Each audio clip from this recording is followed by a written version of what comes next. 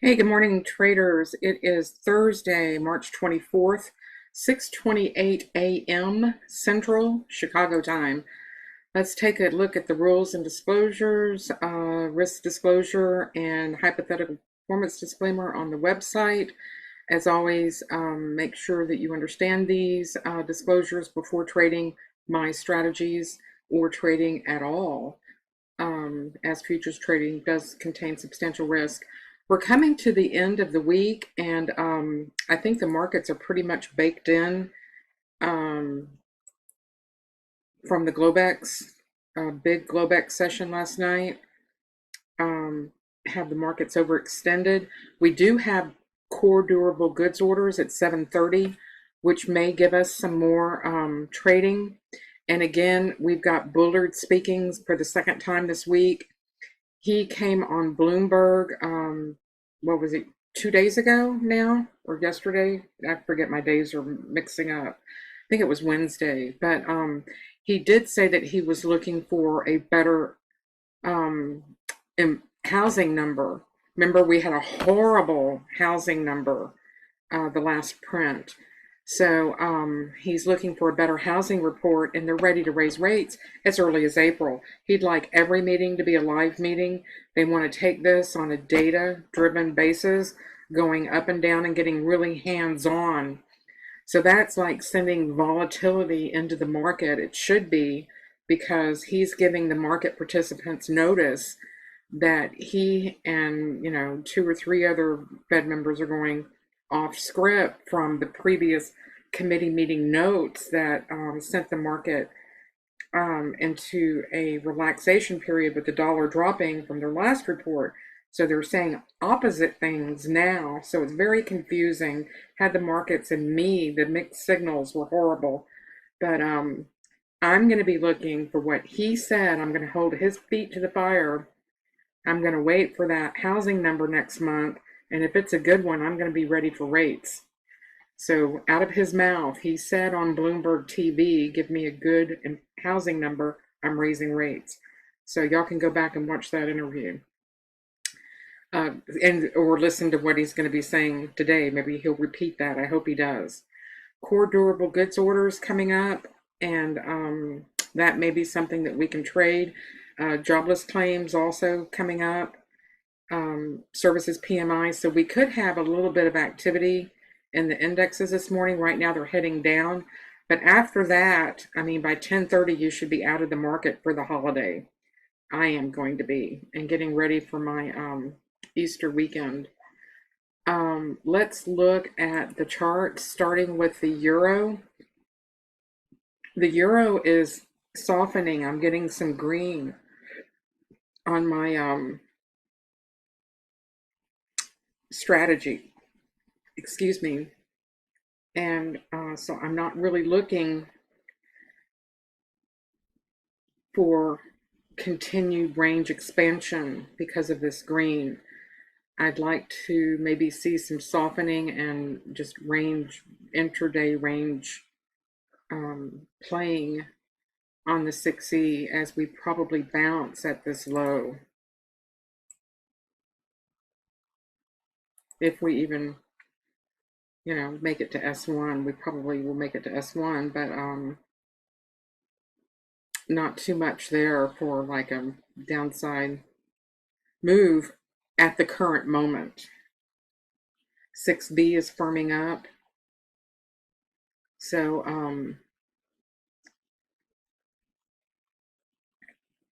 also on my custom chart, I've got a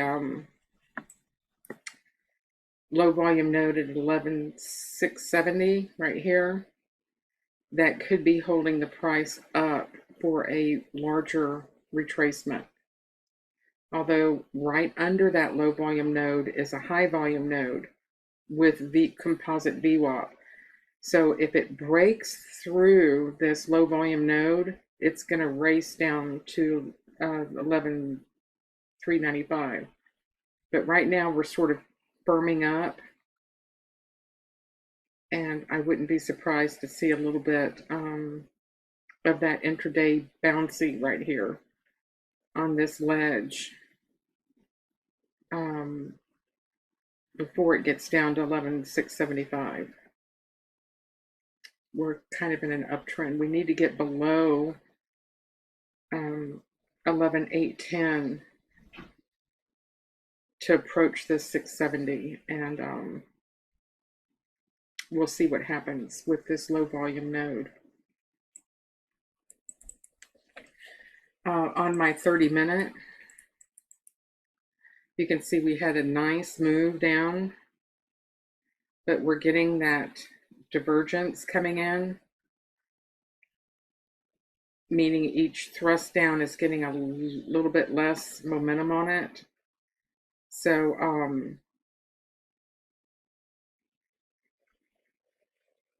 and I have not gotten another red bar for my strategy, which is also telling that we might be in for a little bit of a bumpy start, maybe a pullback to this 50. Who knows? I mean, I'm just saying the momentum is sort of like slowing down, obviously. And at least on my strategy, seeing this green come in and also the British pound pulling back a little bit. Gold is also mixed. All the markets are sort of mixed. So be careful trading. Here's the E-mini. It really sold off. It got through my low volume node area, which dropped a little bit.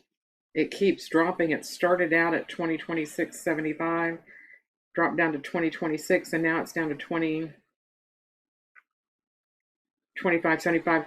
So these, low volume areas are dynamic. Obviously, you want a dynamic market profile. So the low volume area shifted down just a couple of ticks, and we have a high volume area though at 2007. So that's pretty static because that has things in the past. I would like to see this flush down to this composite VWAP high volume area. And we just remember in a down market, we just look for these prior points of control as targets, or the prior 25% value high and low. That's the green on top of the red, the green on the top and bottom. That's my 25% value high, my 25% value low, as you climb down towards these areas. So here's your projected path for the E-mini at the current time. Again, all of these durable good orders and everything else coming out could impact this report. For a retracement, this is your retracement target is back up here at 2025, 2026, first target. But second target up here at 2031. But so keep an eye on your E-mini. I'll have that up on my screen. Let me show you my 30-minute chart.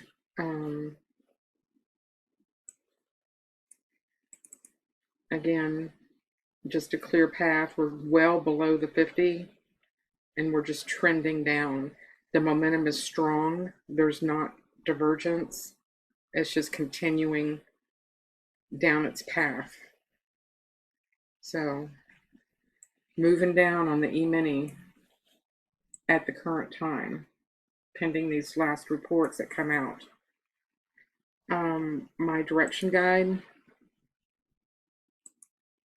on the index futures, this is for the open outcry. All red kept me in the trade, moving down. Made some money on the E-mini yesterday. Here's the current trade. We're still in it.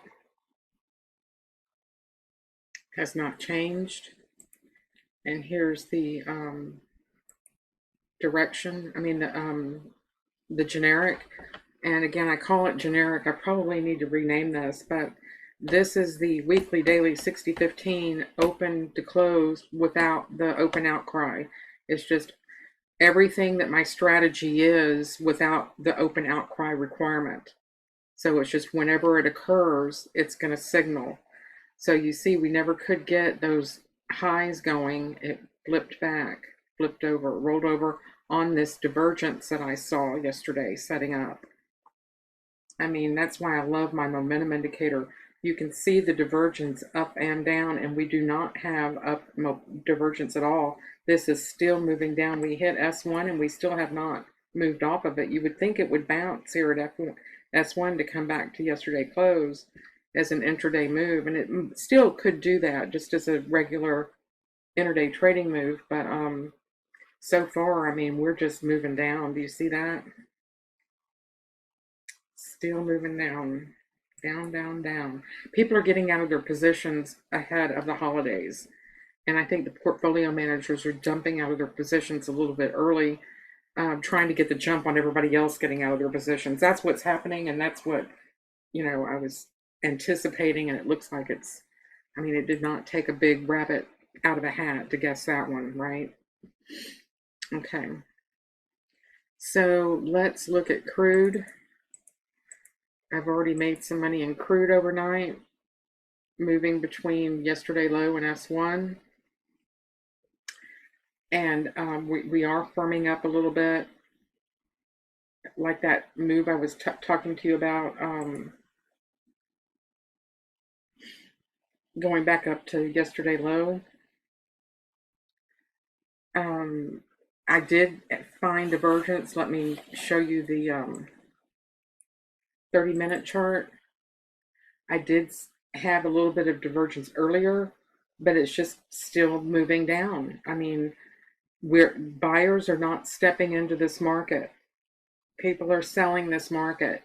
And it is, what was really interesting was a Bloomberg, let me pull this chart up for you on Bloomberg that will help you understand the crude market.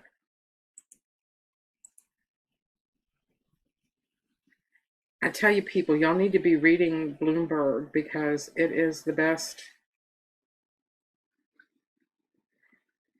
Here it is. Wait till you see this chart right here. Open interest.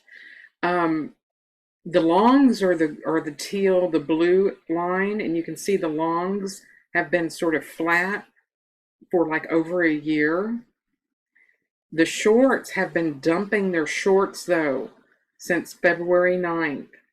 The short positions have come off, and that's what's caused this market to rally up since February. It wasn't because more longs came into the market. It was because the short traders were covering their shorts. And that's different than people buying the market. Do y'all see that? The short traders were covering their position. And that's what's caused this recent rally. And so when the traders no longer cover their positions and start adding to their shorts again, that's why it goes down faster than it goes up. It goes up the stairs slowly, but it comes down the escalator. We also have that roll premium from the April to May contract. When we closed the April contract at 38.50,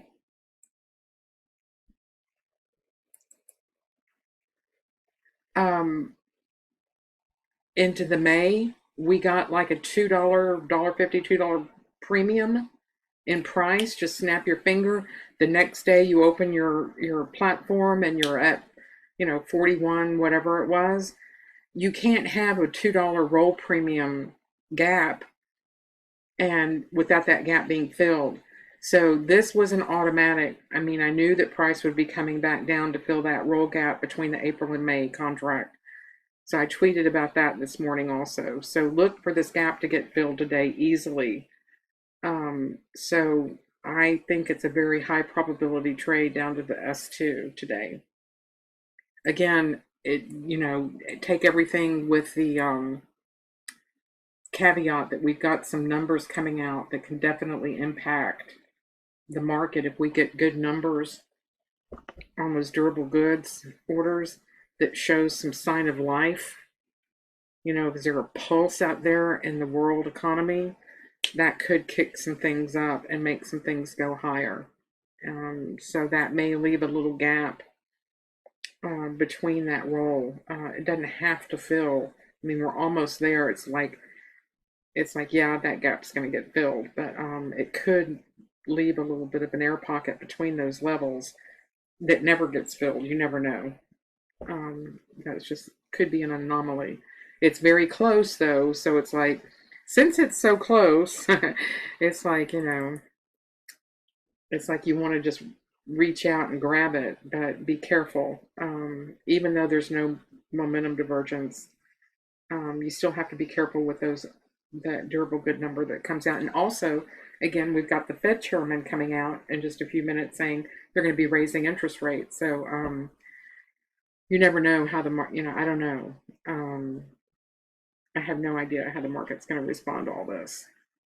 We're just mixed messages.